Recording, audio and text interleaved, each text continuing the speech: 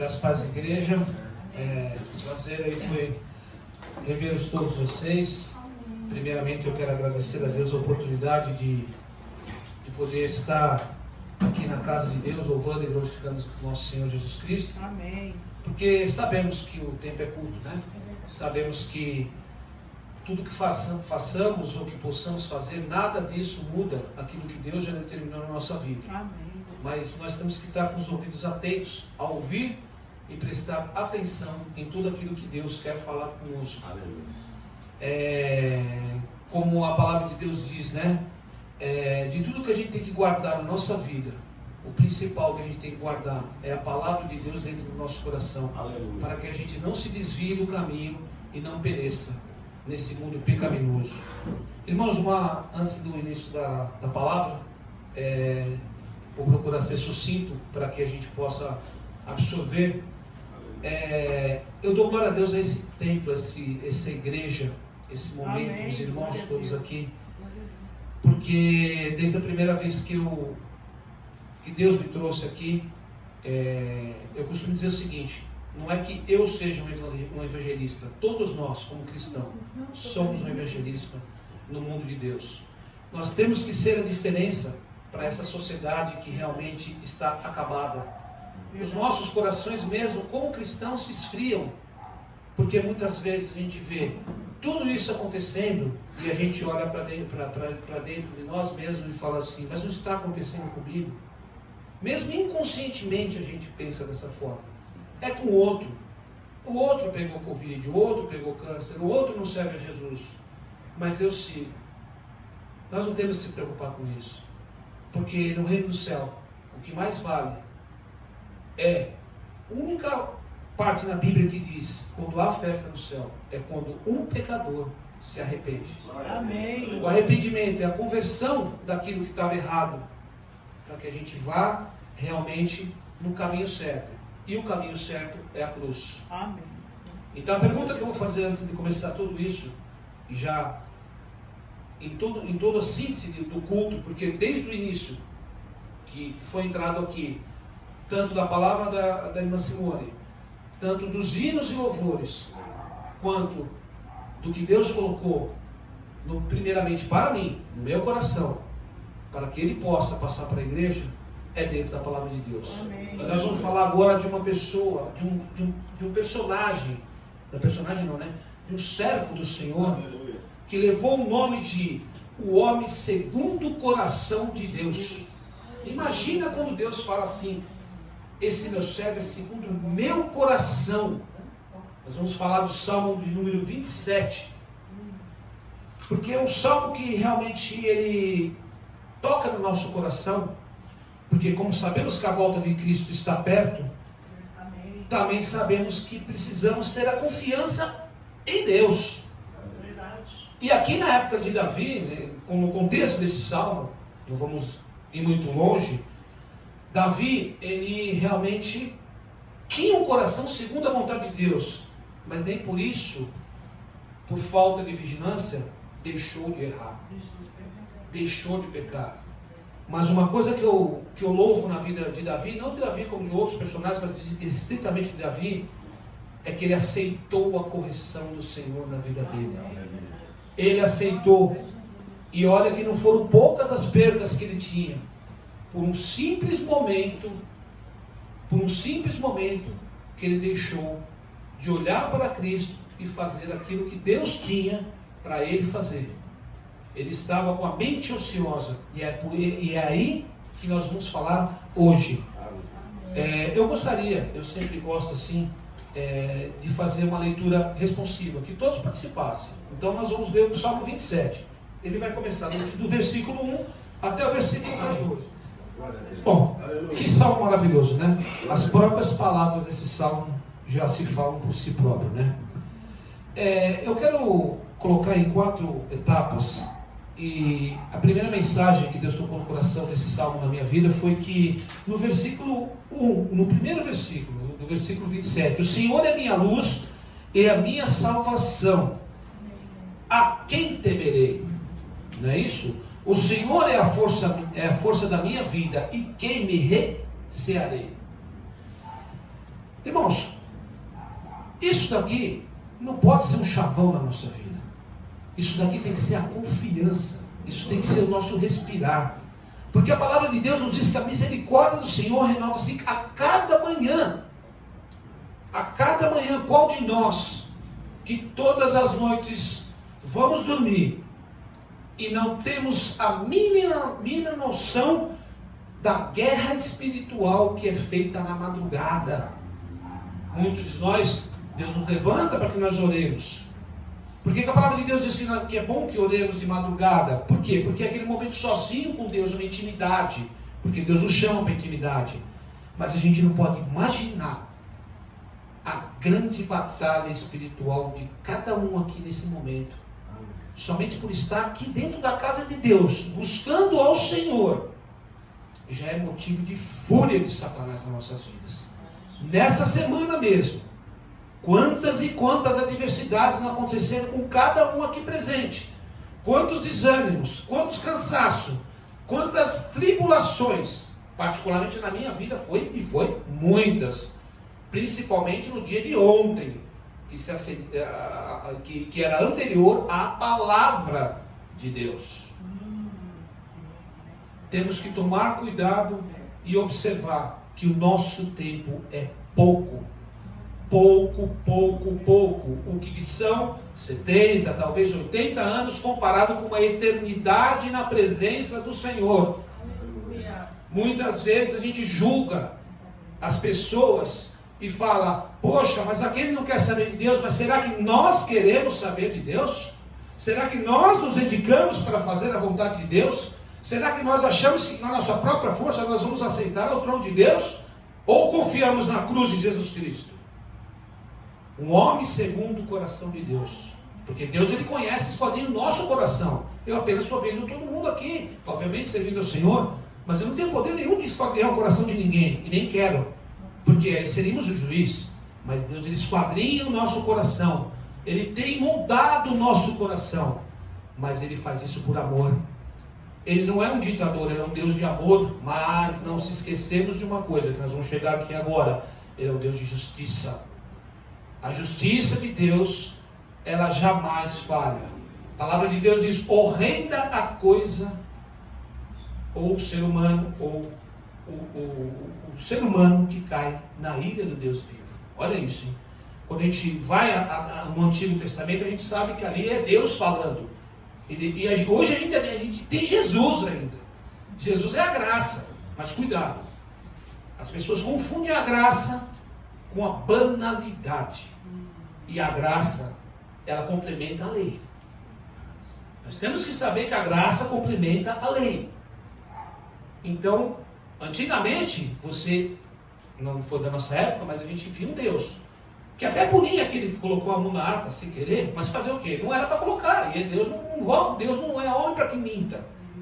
Mas hoje nós, além de termos a palavra de Deus, nós temos a confirmação de Jesus Cristo. Então a graça é bem mais sucinta do que a própria, não a própria palavra de Deus, mas a própria lei. A lei complementa a graça. Jesus falou: não vim para abolir, mas sim para cumprir. Jesus é o cumprimento da lei. Né?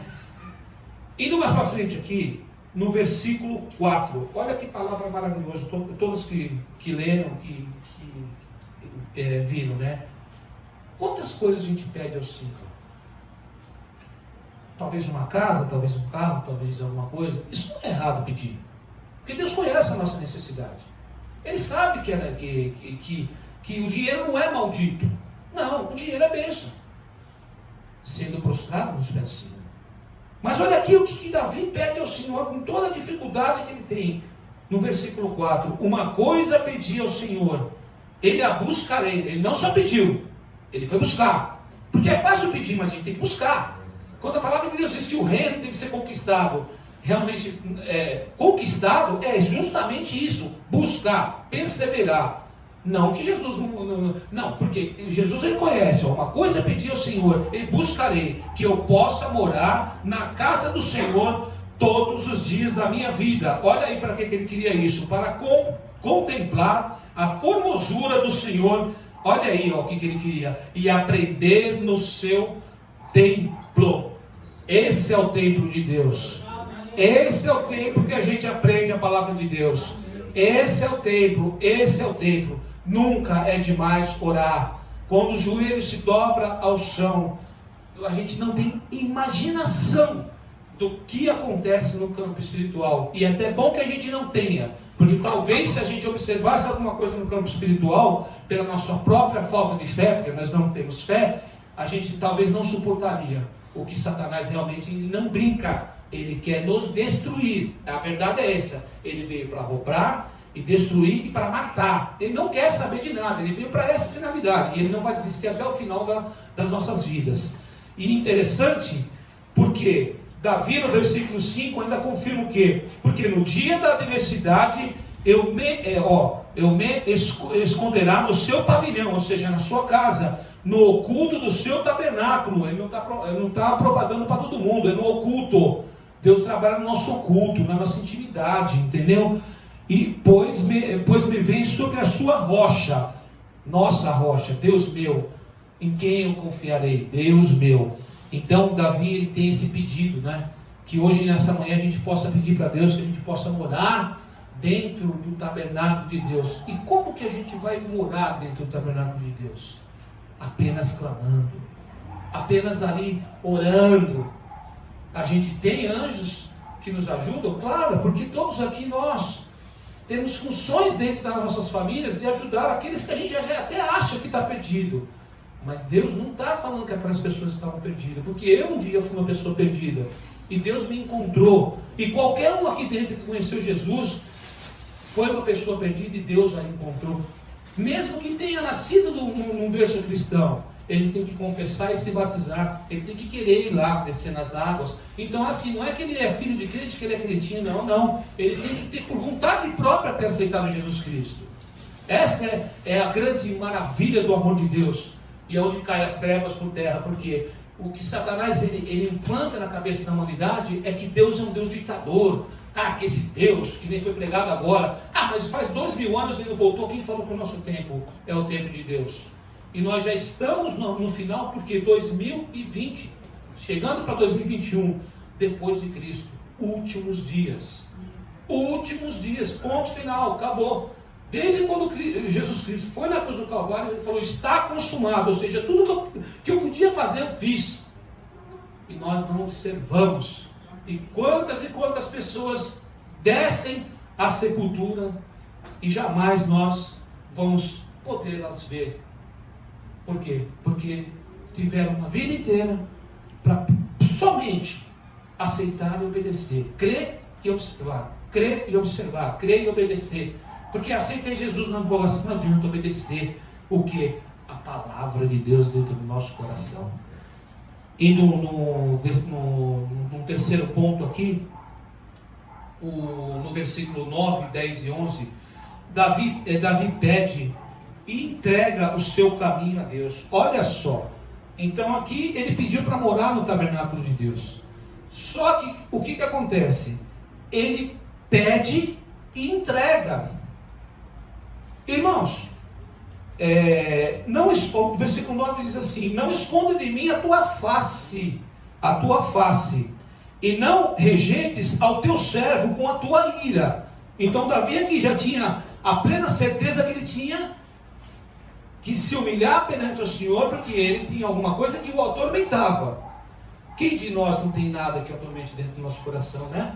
Quem de nós não tem um espinho na carne, porque a gente acorda, dorme louvando a Deus e acorda no outro dia já triste. Por que será que isso acontece?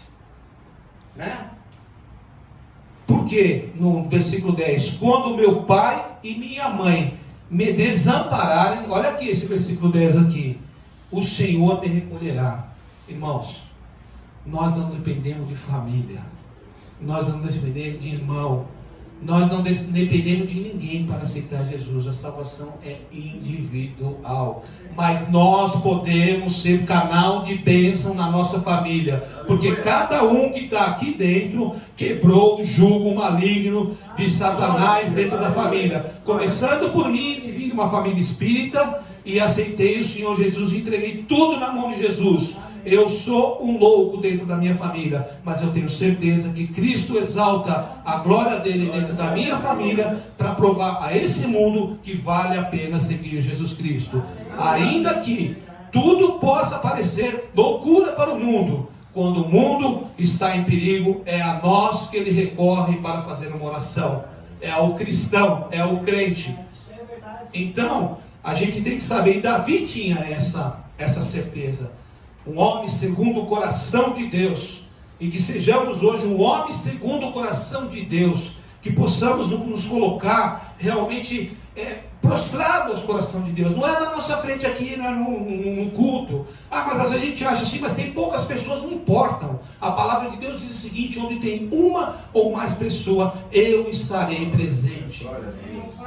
Louvado seja Deus pela palavra de Deus. Deus não é homem para que minta, porque senão ele deixaria de ser Deus. Então, caminhando já mais para frente, no versículo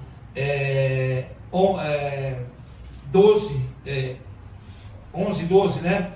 Davi pede o seguinte aqui, ó. Olha aí, mais uma vez aqui a humildade, hein? E é o que nós temos que fazer. Ensina-me, Senhor, o teu caminho.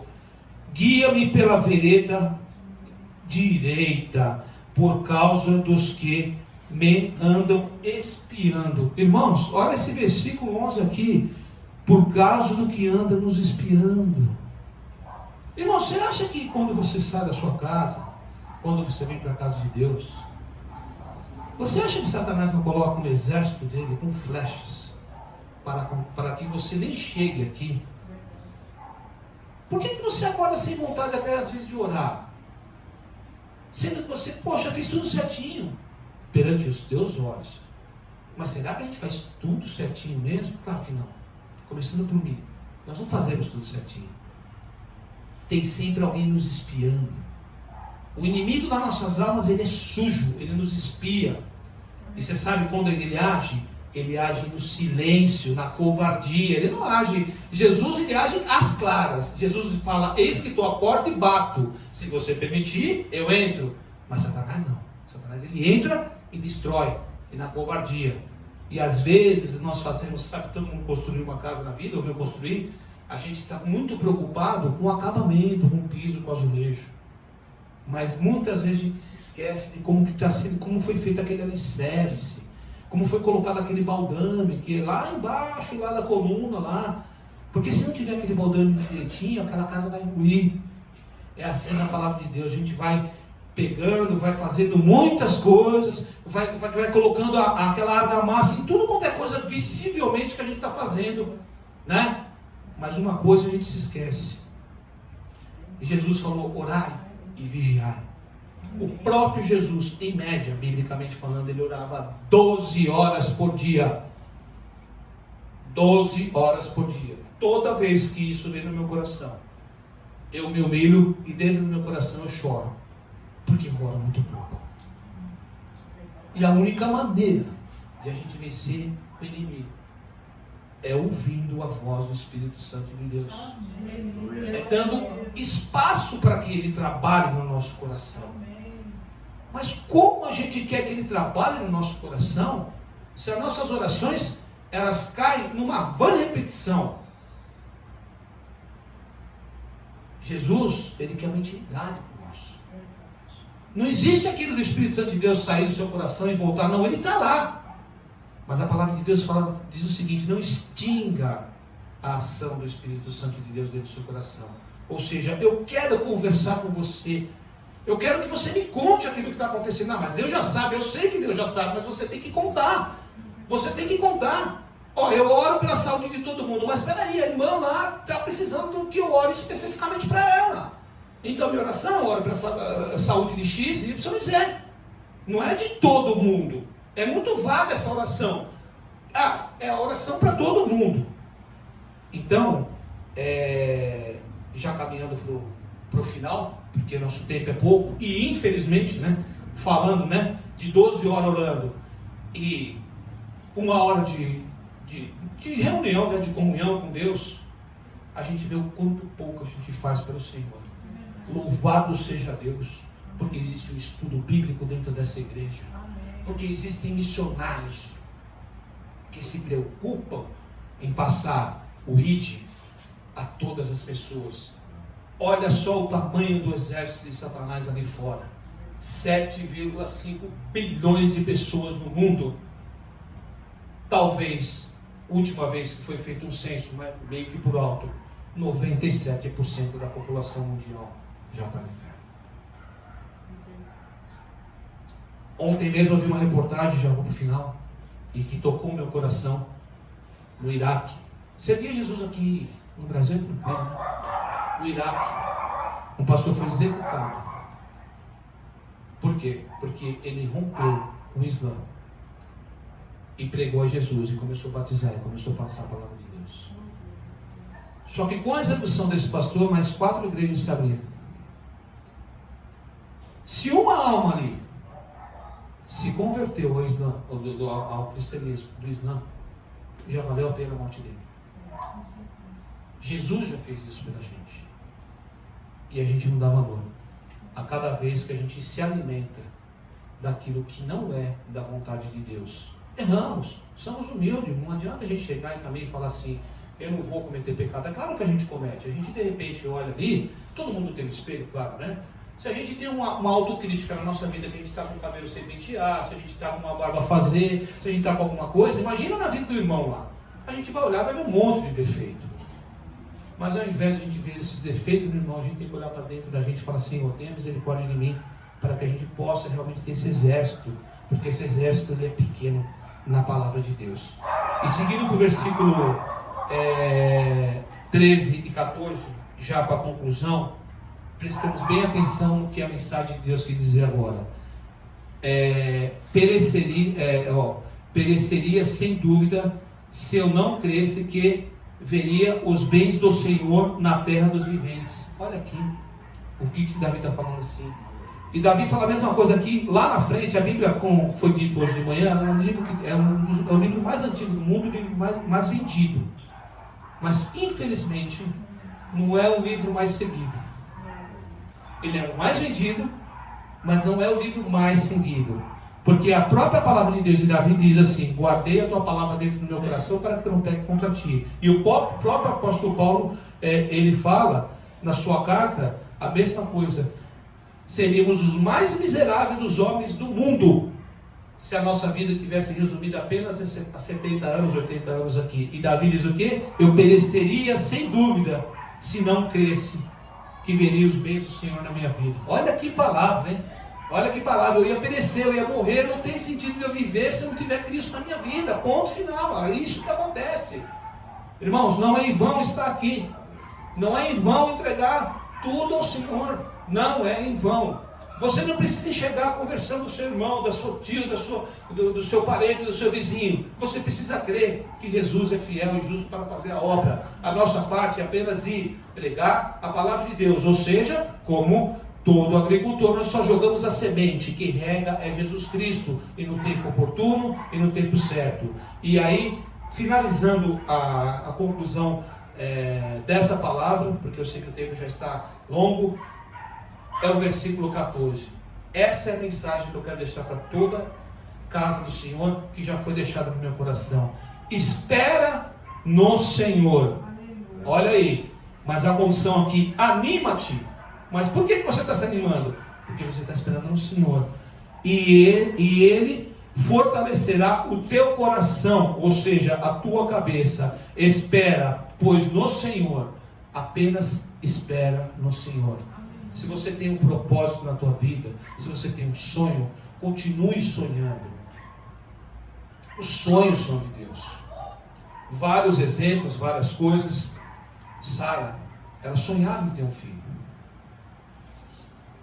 Perto dos 100 anos, Deus não deu um filho. Deus deu uma geração. Entendeu? Nós sonhávamos, né, dentro do nosso coração, quando a gente estava no mundo, de ter a comunhão com Deus, né, de encontrar esse amor que aqueles cristãos tinham, né? Mas tem muita pessoa que está pregando a coisa errada, que nem foi dito aqui, né, prosperidade e tudo. Fazer o quê? A própria palavra de Deus diz que ai daquele que desviar um dos meus pequenininhos, bom, que nem nascido fosse. Olha isso aí. Então, Só aí a gente já deveria até ficar quietinho. Mas que hoje, a palavra de Deus possa entrar no coração de toda essa igreja, como entrou no meu coração, para que a gente possa esperar no Senhor, se animar no Senhor e confiar, porque Ele vem e está perto. Gostaria de deixar essa palavra a todos vocês e gostaria de fazer uma oração a essa casa, para que Deus possa realmente continuar habitando aqui. Em especial eu quero fazer uma oração a todos aqui, mas ao anjo de Deus dessa casa, que é o pastor Antônio, que se dedica. Cuidem do seu pastor, porque não é fácil ser pastor. Já não é fácil ser evangelista, imagina o pastor. Não é fácil cuidar de vidas. Eu sei porque eu sou pai e avô, e eu tenho muita dificuldade em cuidar de vidas. Eu falo porque nós temos as nossas independências. Imagina cuidar de um rebanho. Não é verdade? Senhor, nosso Deus, nosso Pai, muito obrigado, Senhor, primeiramente porque a Tua palavra, Pai, foi pregada, Pai. Obrigado, Pai, por cada vida aqui presente, Senhor. Obrigado, Pai, porque nesse tempo tão curto que temos, Pai, possamos ouvir e praticar a Tua palavra, Pai. Obrigado, Pai, pela oportunidade, Pai, que desse, Senhor, para que a Tua palavra fosse pregada nesse momento, Pai. Abençoe essa igreja, Pai. Abençoe a cada membro aqui. Abençoe a cada família aqui, Senhor, que está sendo representada pelos Seus membros, Senhor. Abençoe a cada pedido de oração feito nesse momento, Senhor. Abençoe, Senhor, a vida do pastor Antônio, Senhor, da sua esposa, Pai.